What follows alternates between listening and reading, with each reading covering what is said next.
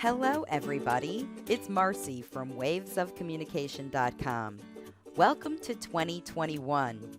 This year, the theme on our platform is positive action. The information I provide is designed to equip and empower parents and caregivers to take at least one conscious, focused, positive action today toward helping your child shift from nonverbal communication into unprompted spoken language. There's no time like now to make the necessary changes you need to see the success that you want for the late talker in your life. So let's get started. Hello, everybody. It's Marcy from wavesofcommunication.com. And today I am here with Celia Kibler joining me on the podcast and YouTube for a little interview video. So let me tell you a little bit about Celia. Celia Kibler is a best-selling author for both grown-ups and kids. She's written adult books and kid books. She's also a family empowerment coach and the founder of Pumped Up Parenting and Fun Fit Family Fitness. So Celia talks about two big points that are really important for everybody who follows me: movement and positive parenting. And her book for adults, Raising Happy Toddlers, How to Build Great Parenting Skills and Stop Yelling at Your Kids, is available for purchase on Amazon and Kindle and paperback. Welcome, Celia. So what I want to start with is having people understand a little bit more about you, because your life is similar to mine. That's another reason that I really enjoy talking with you, is because you've had an evolution in your life from the fitness and kid fitness world into the coaching world. And I want you to tell my audience a little bit about how that you were inspired to make that transition. Well, hi, Marcy, and thank you so much for having me on. I really appreciate it. And yes, I did go through a long journey in my businesses. I have always been an advocate for children and their health and their wellness, and it's always been my mission in life to make their life amazingly wonderful as they're growing up. My tagline in Pumped Up Parenting is not by mistake. It's so that everybody remembers we're raising adults, not children. And that's the whole mission I've had throughout this journey. I am a mom of 5, 2 I gave birth to, 3 I gained through marriage, and a grandma to 9 kids. And when I started FunFit back with my sister in 1987, the whole idea was really to start a fitness program for kids that were not specially gifted at a sport, or were they were the last ones picked for teams, like I always was. It was always like, oh, I'll pick. Oh, there's Celia. Okay, I guess I have to take her. She's the last one. So we developed FunFit because back in the 80s, there wasn't fitness for kids. There was only team sports. And if you were not necessarily a competitive person or gifted in certain ways, and even if, a lot of us, most of us, and even if you were in a team sport, you were the last to play, or you were out in the outfield, watching bugs and picking at the grass during a baseball game, whatever. And exercise was like the bottom of the totem pole. You were not moving. You were just doing your thing. So my sister and I created FunFit specifically so that kids, number one, could get a lot of exercise. Our classes are all inclusive, regardless of skills or abilities or gender. And everyone plays all the time. So it's constant moving. So it's quite the workout for any participant. And we incorporate parents because parents should be playing with their kids. And I totally agree. And I think every parent agrees that playing with your kids is a workout, right? I mean, if you're doing it, if you're out running around chasing them at the park, or even during COVID, chasing them around your house, it's a workout. And what a nice avenue that this happens. So is the fitness end of things, is the FunFit still going? The DC metro area, Maryland and Virginia, FunFit is still going on. It's been going on, like I said, since 1987. And we work through county rec departments and schools and daycares. So, depending on where you go to school, it may feature the FunFit program. And we continue to impact kids starting at 11 months up through 5th grade. Most of our classes are for toddlers, 11 months to 4 years, and that's where the majority of classes you'll find. But there are elementary school classes at schools that you'll also find. I love And that because I it's think that's wonderful. part of what, in school is where kids sort of get separated in the gym class, right? Between the ones that want to play and the ones that don't. And this lets that, gym teacher, a PE teacher, be more inclusive for all the kids and not leave anybody out. I love that. I love that. So how did that transition into coaching? Well, I mean, I've basically been teaching and coaching parents and kids for 40 years. And over the decades, you really see the difference in parenting styles. You really see how things have changed. I saw firsthand how some parents, they literally don't know what to do. They get into this mode, well, my child always has to be happy. So, I always have to make my child happy. And we allow them to have tantrums, and we allow them to do all this rude behavior because they don't know what to do. And Right. as a teacher of parents and children, you are constantly being asked about, different techniques, or what would you recommend for this, or what is your advice on this?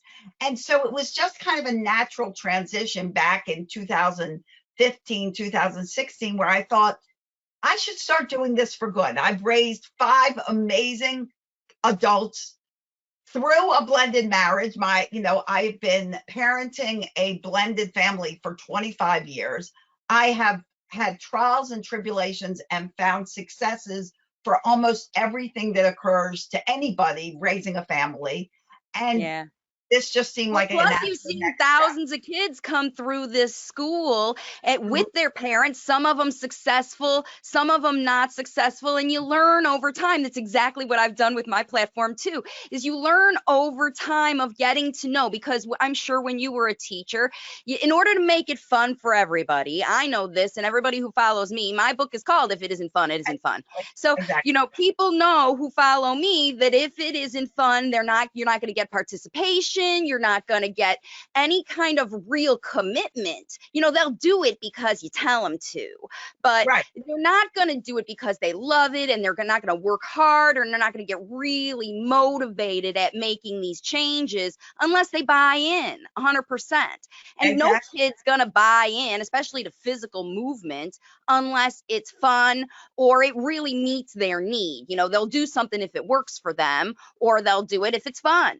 And I Right. think that's why all of this is. So you're helping parents now sort of make life more fun, while you're still helping them sort of maintain parenting boundaries. Like you said, we can't let kids be willy-nilly because their happiness kind of comes at a price Right. sometimes, right? Right. So you talk about how we are training our toddlers to be adults and not kids. Talk a little bit more about that philosophy, because I think, because I make recommendations, a lot of people make recommendations for kids to be talking, teaching kids to talk through baby talk, through single word repetition and repeated stuff over and over and over again, when I tell them that these kids learn better when you talk to them like they're going to college, because they are, or at least you hope so, or they're going somewhere. I mean, at least they're going to be adults, like you said. They're growing up. And if you want to talk to them like that, you give them some responsibility in the process, right?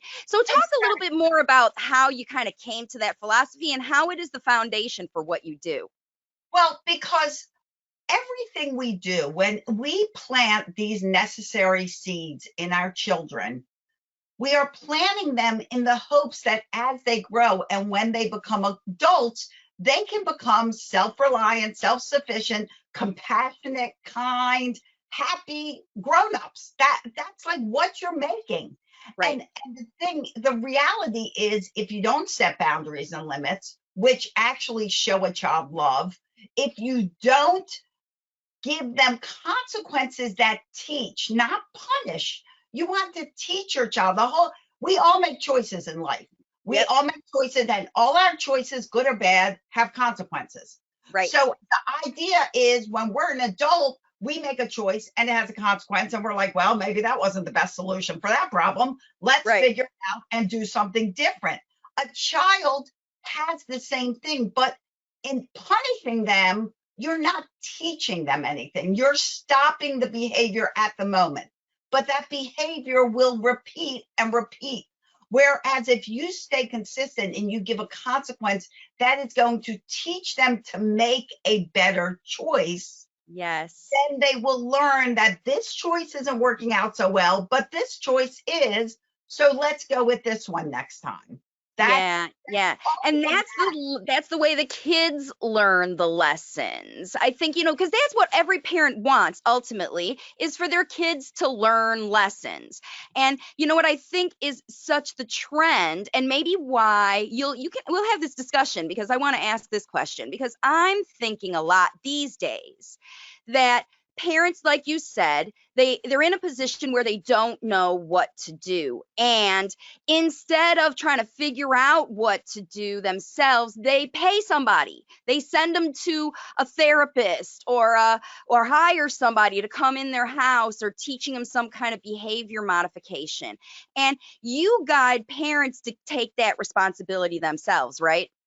Absolutely. And because you are their strongest role model. You as the parent, not their therapist, not their teacher, not their best friend. You at this age, at their younger age. I'm not talking about teenagers, because their brain flips a switch to friendship. Yeah. Don't take it personally when your teenager doesn't want to hang out with you. It's how they're wired. But as children growing up, toddlers, early elementary age kids, even going into middle school, you're their role model. And whatever you do, good or bad, parents, you give your children permission to do. For a minute, I'm just going to touch on spanking, because it's a perfect example. A child hits, and he hits, his mom, he hits the dog, he hits his brother, he hits a friend, whoever he hits. And you respond by giving him a spanking and hitting him. That makes no sense. You are doing exactly what you're telling him not to do. Go back to whatever you do, you give your child permission to do. If you hit him, you give him permission to hit somebody else.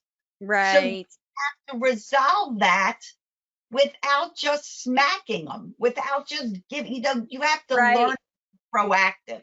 Yeah, and the way I think proactive was the key word there. And I think one of the things that's so great about, I think, how I help people and how you help people, how coaches help people, right, is they help the people they work with create a plan, a game plan, a way to solve, because every family has their own version of what you just described. It's a meltdown. If it's not hitting, it's yelling, it's throwing things, it's running away from a parent, it's some kind of triggering, big time triggering behavior that makes you lose your top, right, as a mom.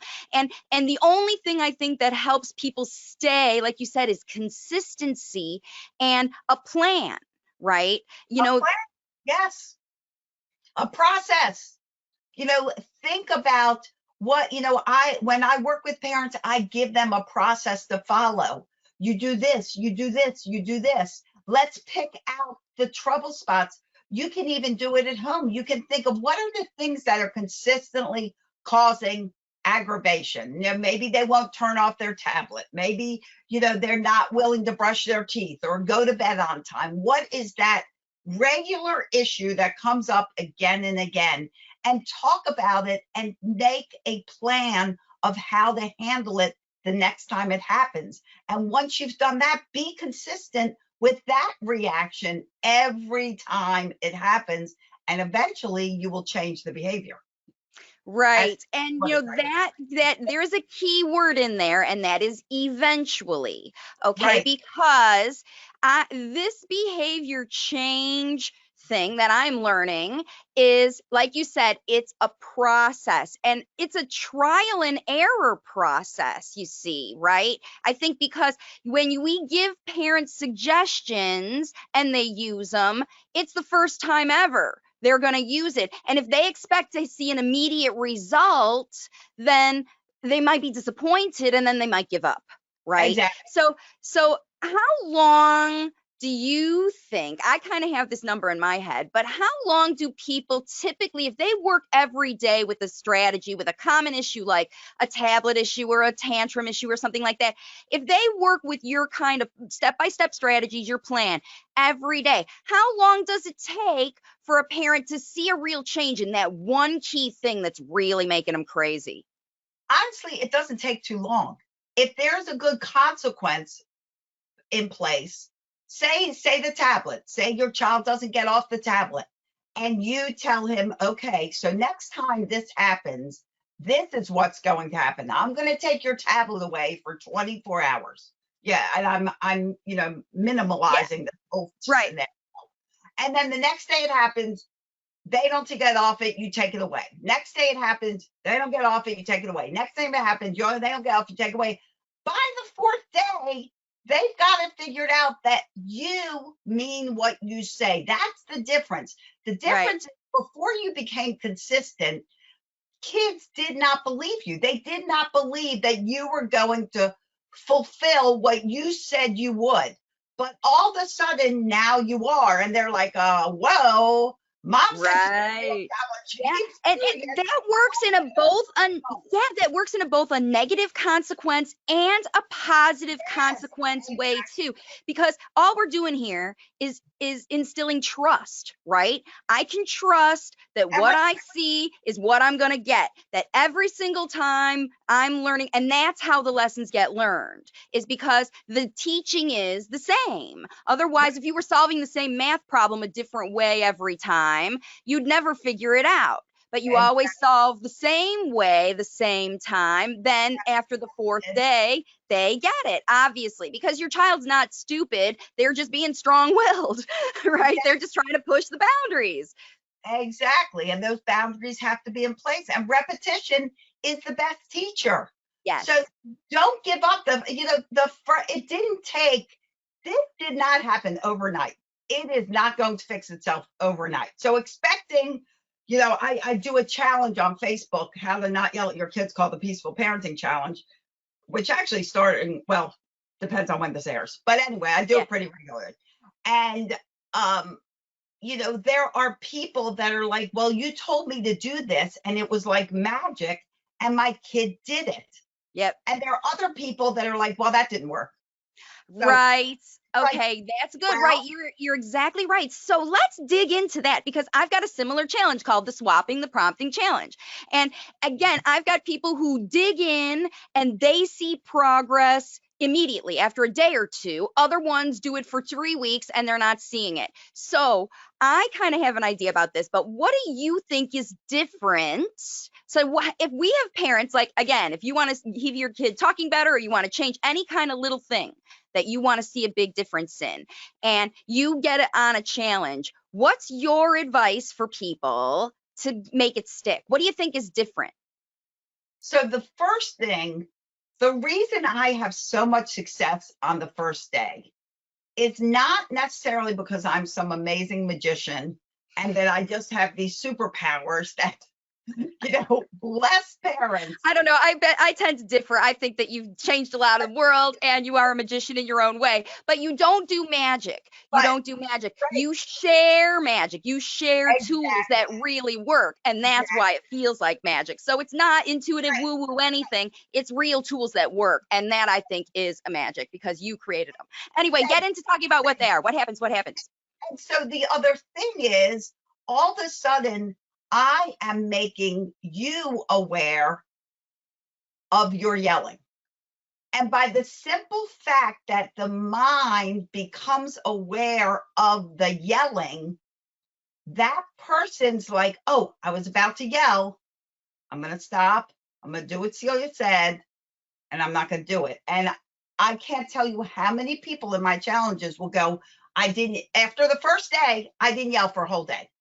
Or second day, I haven't yelled since I started, because you are simply aware of it all of the sudden. Yeah, awareness is everything. So and again, every mom who's signing on to watch a challenge already has the motivation to want to help their child, Exactly. right? So Exactly. if you really want to make it stick, the key is focus. Before you start, what do I got to do? What do I got to do? What do I got to do? Get present, get aware, and understand the problem completely, right? Then you know what's wrong. Because if we can't make a plan if we don't know what we don't know. Exactly. Exactly. You got to Awareness is key. So that's clarity. the whole difference. Yeah. It's the people who like aren't even aware of what they're doing and they're just doing stuff because Celia said so. Because they believe you're some kind of magician or something, that just by watching your book or, reading your book, they're gonna see improvement. They have to take the action. You have to do it. Right. You have to dig in You and have to focus. be consistent. You have to decide, okay, I'm going to do this. I'm going to do this. I'm going to do this. And I'm going to keep doing it. It's just like when a child's walking. I always use the example when a toddler decides to walk. When a toddler stands up to walk, here's your baby. They may be 10 months. They may be 1 month. They may be 1.5. They may Right. be 2. Whatever do you push them down and say, no, don't walk, don't walk, don't walk? I mean, maybe you do, but you shouldn't. But some are like, oh, no, they're walking. But right. for the most part, we don't push them down. We right. stand them up again and help them take that step. Stand them up, help them take the step. We do that repetitively and consistently. And before you know it, that little baby goes from crawling to walking. And they take Yeah.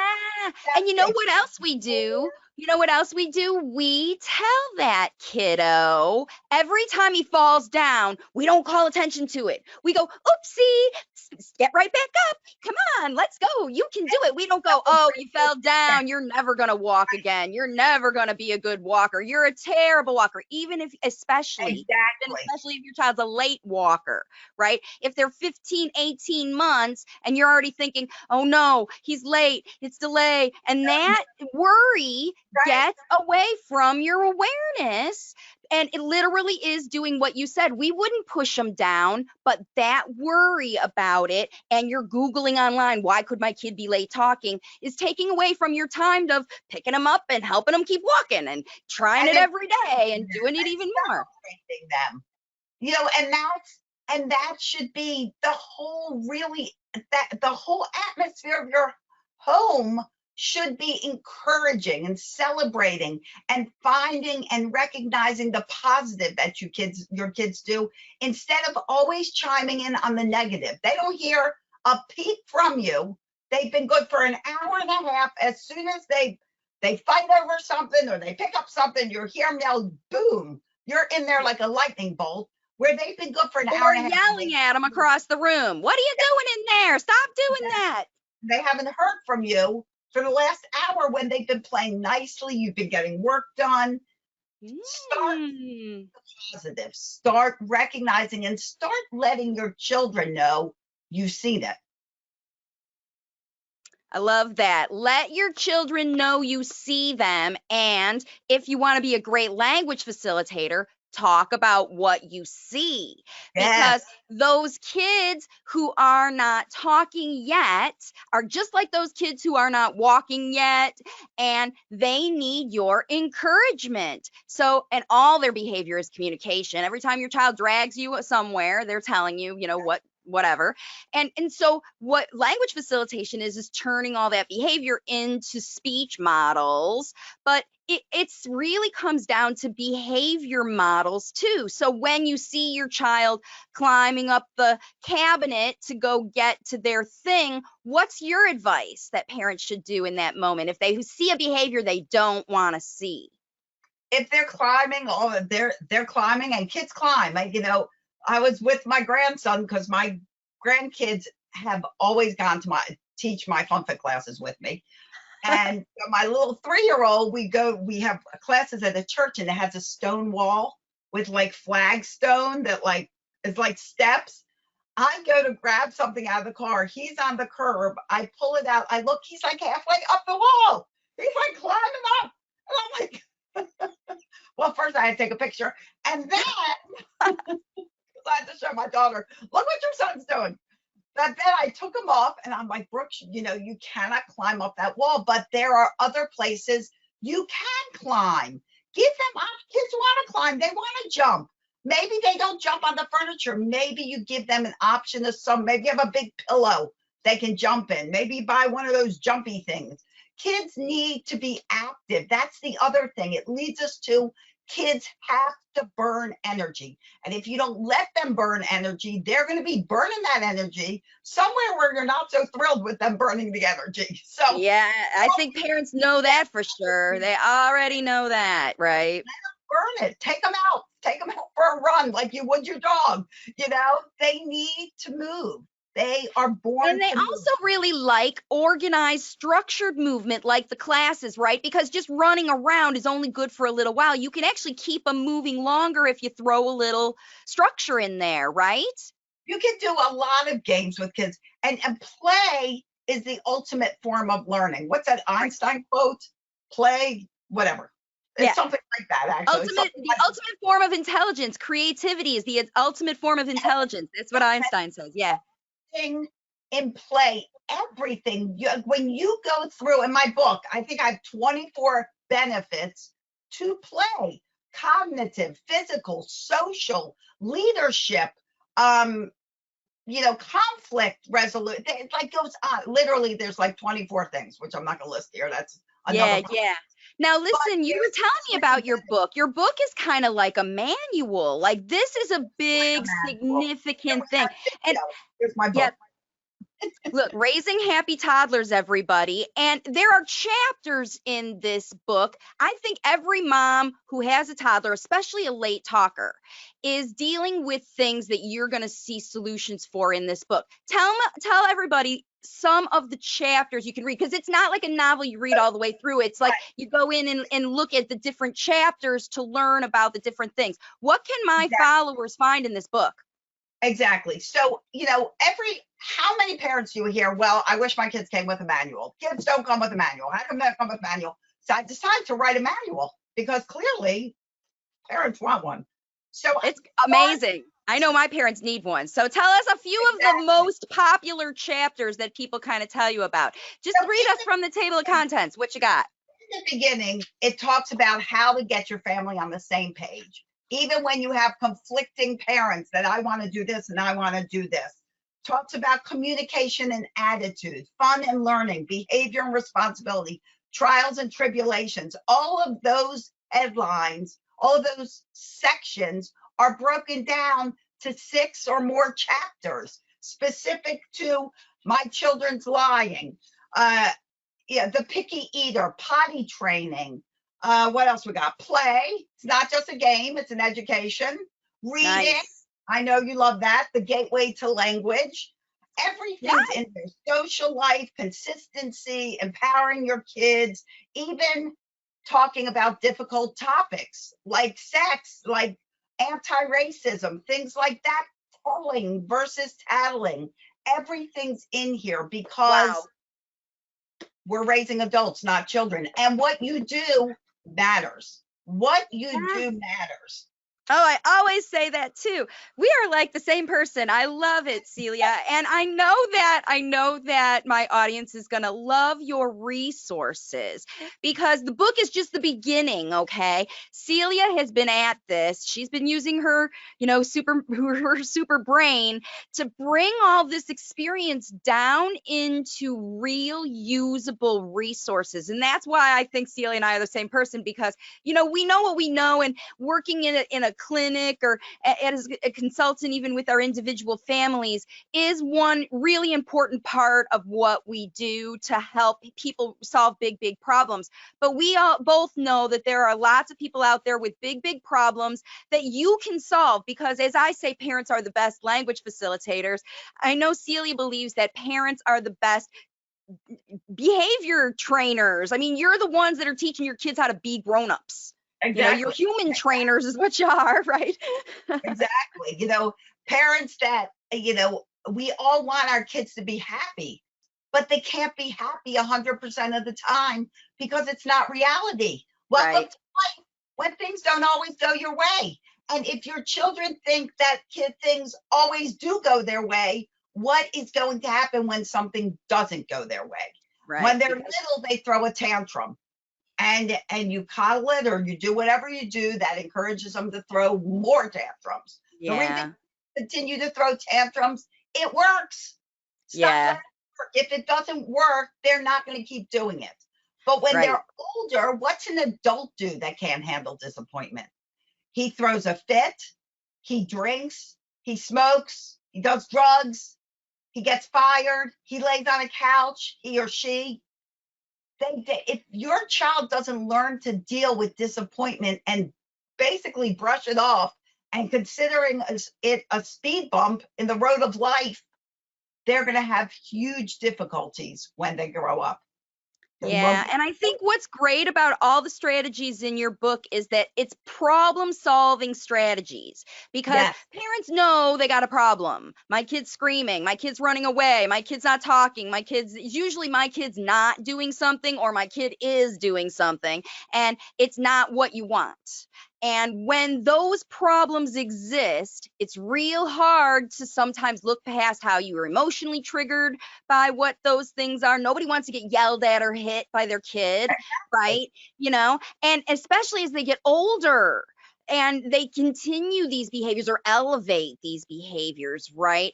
And so these resources are available to parents where you can literally look up whatever problem you have, start to find some resources. And if you're truly bogged down and you really want some guidance to get through these things, Celia's got classes on her website. Talk about the resources so that people following can find all this help that you've got. Well, first of all, pumpedupparenting.com is where you can go to find out about my individual coaching, my group coaching, my VIP group, which right now is at waitlist only, but I'm going to have a big launch on it soon. So keep checking back.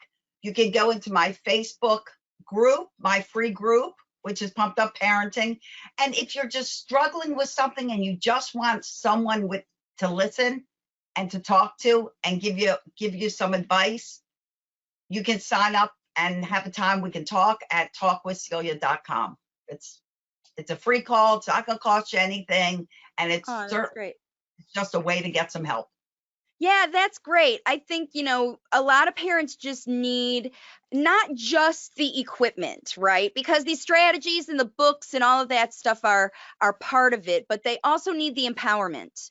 They need a little hand-holding sometimes. Somebody an empathetic ear who's not gonna be judgy.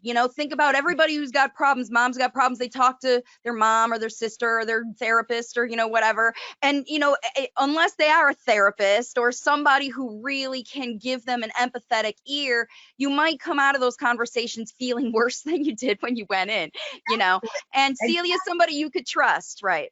Exactly. When you need help, you go to someone like me or Marcy, because we're a no stress, no judgment zone. We're not Right. here to judge you. We're here to help you. There is nothing anyone could ever tell me that I'm going to criticize or judge, or I'm going to think worse of you because you've told me. We all have history. We've all come from various backgrounds. There are all things in life that cause us to react the way we do. Our job, what Marcy and I do, is our job is to help you. Our job is to get you where you want to be and probably where you need to be, but get there without judgment, without criticism, and with accountability. So we're here, like you say, to hold your hand, to help you to stay consistent, to get the job done. Yeah, like I said, I think that we're like the same person, and so globally helpful. I mean, considering people who, if you follow both of our platforms and you have a late talker, you'll get your kid talking. You will, you can, and parents everywhere are seeing big improvements. Before we go, Celia, I want you to tell me a little story about a family that was really struggling and stuck, and that mom didn't know what to do, and how did they use the resources, your coaching, your platform, or whatever? What kind of real difference did that make in their lives, so that people can understand how valuable coaching is? Well, I'll give you an example of one family, and they had a 5-year-old and a 2-year-old. And their 5-year-old would throw tantrums 5 times a day at least. She was like, when I originally started working with her, she's like, I think 5, maybe 10, maybe 8, a lot. So every day, this child was throwing a tantrum every day, nonstop. She would say something, he'd have a tantrum. She'd do something else, he'd talk back to her. It was all this very disrespectful, aggressive behavior and a very emotional reactions going on between him and her. And they just needed to reconnect. There was a total disconnect between this mom and her son. And we went through the methods. I taught her how to start dealing with tantrums, what to do when her child would talk back because she couldn't control that. And by the end of our coaching, which is usually 90 days, he was throwing a tantrum maybe once a month, if that much, maybe twice. And the talking back, because I told her, first I taught her the difference between talking back and talking up.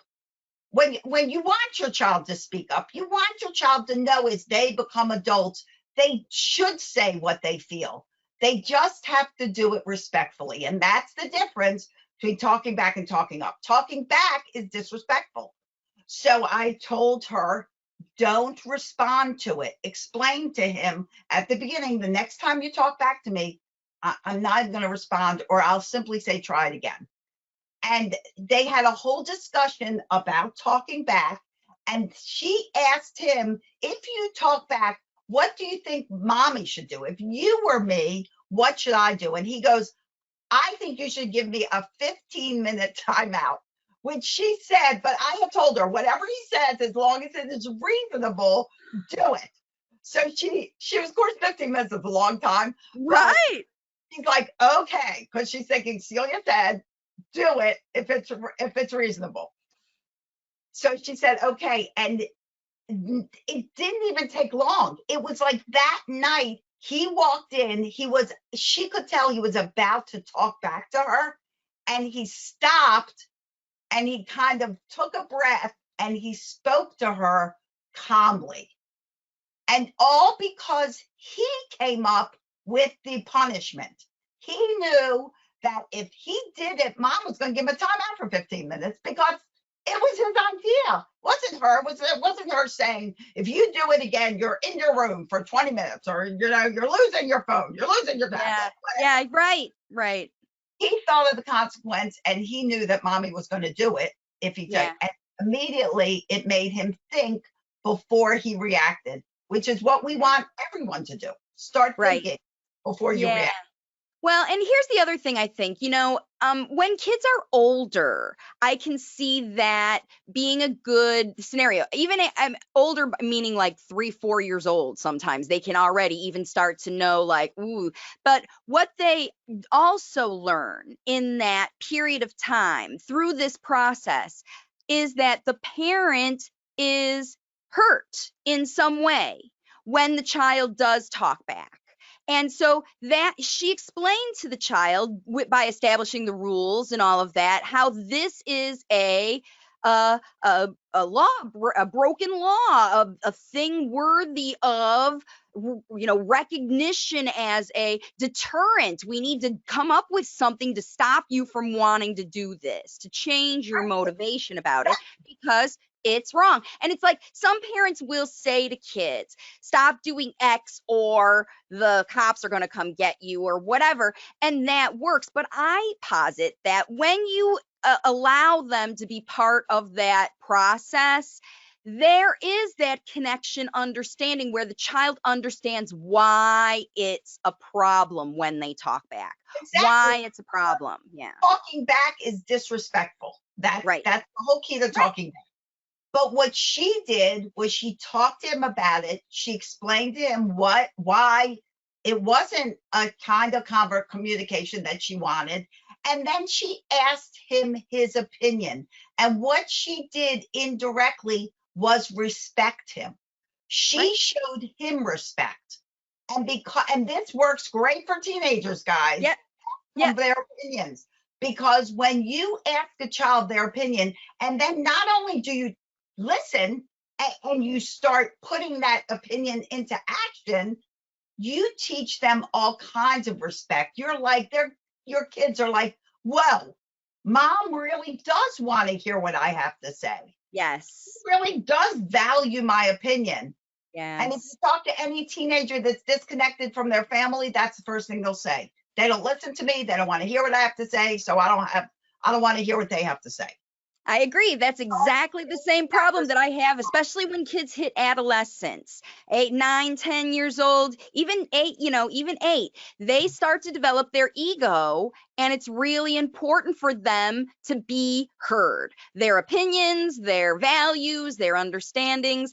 And parents who are too busy through life getting things done and worried about school assignments, or if they're the kids behind worrying about going to therapy to catch up because they've got to be at some levels or some expectation for stuff, that's when the disconnect goes away, is when Yeah. parents forget about connecting with the child and helping them grow from the inside out, and they try to put them, take them to classes and put them in stuff or give them medicines or whatever, thinking that they'll change on their own.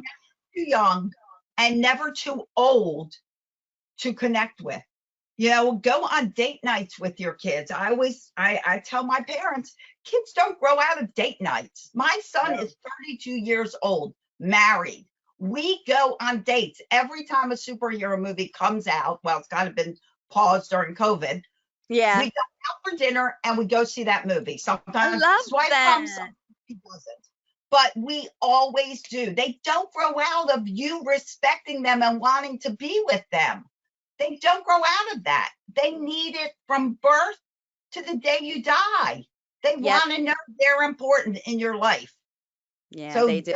don't And they stop do, and they understand when you feel sad and you miss them, if you let them know that. Like, I love spending this time with you when you plan to have your date night. And if you have a little kid, you can have date days every day. Go out to the park, take them with you when you run your errands as your date, whatever, that you include them as your buddy, your partner, your, whatever. And then they see and value, and then they learn from you because they're right alongside you doing your whatever you do. If you're working, like you said, your grandkids saw grandma be the teacher in front of all these kids, and all these kids learned to listen to grandma, and grandma's some special kind of lady, and they were learning from you whether you were teaching them directly or not, because from your example they learn.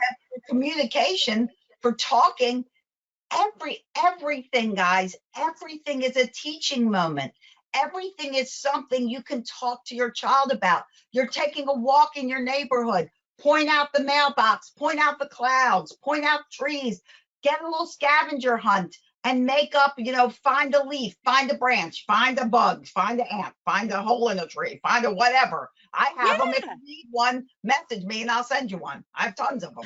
And go on a scavenger hunt with your kids and get a paper bag and talk to them. How does it feel? It's communication. You speaking to your kids is the most valuable tool in getting them to speak to you.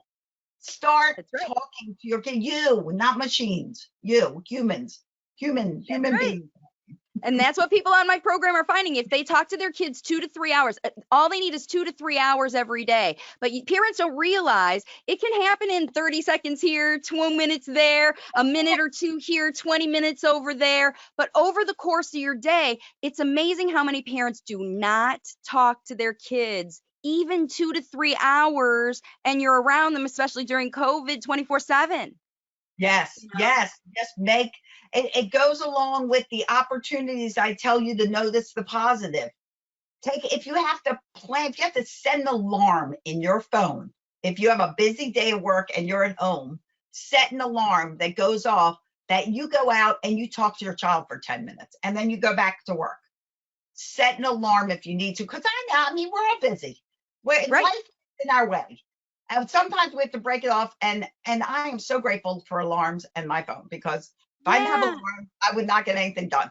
So I absolutely love that strategy. And I think that parents, working parents, will feel better. You might think that that sounds like a chore to go every hour to spend 10 minutes with your kid. However, I bet if you do it, at the end of the day, you're going to feel better knowing that you've had an extra hour, 10 minutes every hour for 6. You know what I mean? You've had a whole extra hour of time to engage with your kid that otherwise you would have been scrolling on your phone.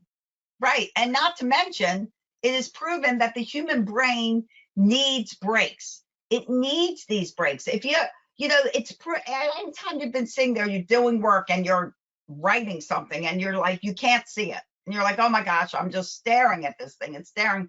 You walk away, you get a snack, you come back, boom, there it is, like in neon lights. And you're like, how did I not see that before? Your brain needs to recharge. And those little reminders are not just a recharge for your kids, they're a recharge for you and a win-win all the way around. That's my favorite strategy of the day. That plus get Celia's book. Go check her out. Get her book. It's like the Bible, literally, to raise your kid to be an adult. And you're going to love it. Learn a ton from it. And we haven't even talked about the kids' books, but go check them out because they are also super brilliant. All of Celia's resources. Thank you so much, Celia, again, for joining us today. And you can just go to celiasbooks.com, celiasbooks.com, and they're all there. Just excellent.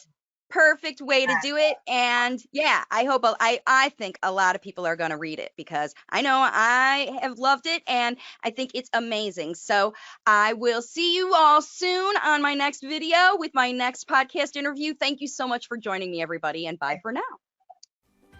Thanks, everybody, for tuning in today. I hope this content has inspired you to create your own positive language facilitation action plan for this week. If you enjoyed this broadcast, you're in luck. There are tons of resources across our Waves of Communication platform, all designed to help you teach your child to talk. There are more than 350 free videos on our YouTube channel, a daily blog on Facebook with opportunities for live Q&A, my book, If It Isn't Fun, It Isn't Fun, available on Amazon, and my coaching programs, including a free 90-minute introductory class. Learn about everything we do for language facilitators on our website, wavesofcommunication.com. If you benefited today, please consider subscribing to the channel and sharing the resource with others. This little exchange is free for you and really helps us grow the platform to reach more parents and caregivers around the world. I'll be back next week with more information and strategies to help you continue on your language facilitation journey. This is Marcy Melzer, intuitive speech and language pathologist, saying bye for now.